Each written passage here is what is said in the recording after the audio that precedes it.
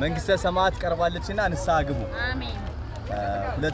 ሁለተኛ ወደ ጢሞቴዎስ ሰዎች ምዕራፍ 3 ከቁጥር 5 ጀምሬ በጌታ በኢየሱስ አነበዋለሁ።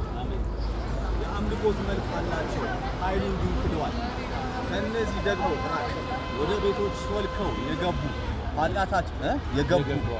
እየገቡ ኃጢአታቸው የተከመረባቸውን በልዩ ልዩ ምኞትም የሚወሰዱትን ሁልጊዜም እየተማሩ እውነትን ወደ ማወቅ ሊደርሱባቸው የማይችሉትን ምኞቶች ሴቶች የሚማርኩበት ሞኞችን ሴቶች የሚማርኩ እነዚህ ዘንድ ናቸውና።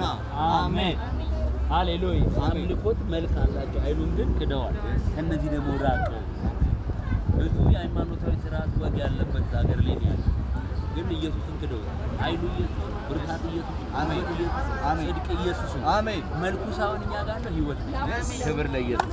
አሜን።